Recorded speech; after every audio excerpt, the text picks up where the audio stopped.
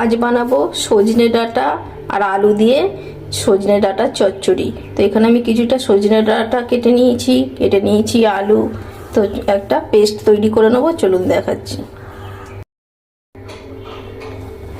একটা mixie jar নিয়ে নিয়েছি, দিয়ে দিচ্ছি 1 চামচের মতন কালো সর্ষে,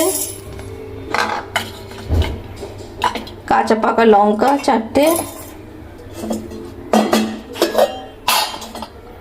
আর দিয়ে দিচ্ছি পরিমাণ মতন জল। এবার একটা ঘন পেস্ট বানিয়ে নেব। তেল গরম হয়ে গেছে, দিয়ে দিচ্ছি 1 চামচ কালো জিরে,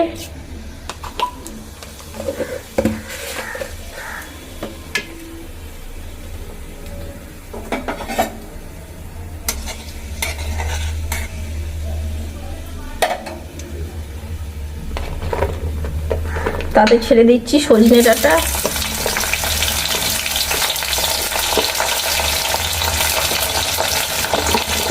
আলু। এবার সবগুলো ভালো করে একবার মিশিয়ে নেব।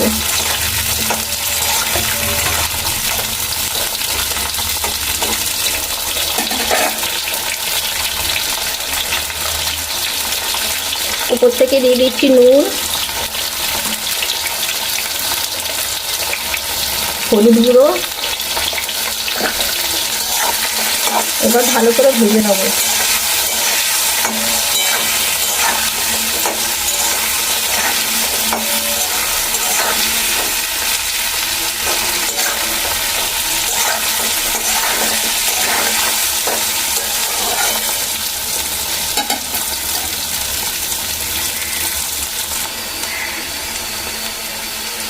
সজনে ডাঁটা আলু মোটামুটি ভাজা হয়ে গেছে, এর থেকে আর বেশি ভাজবো না। এবার দিয়ে দিচ্ছি পেস্ট করা মশলা, সর্ষে আর কাঁচা লঙ্কা বাটা।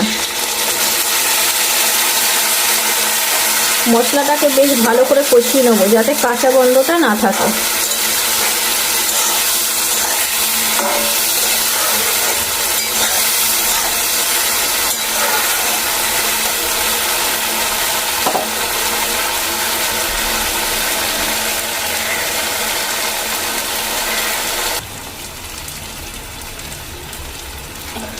মশলাটা খুব সুন্দর কষানো হয়ে গেছে, সুন্দর একটা গন্ধ ছাড়ছে।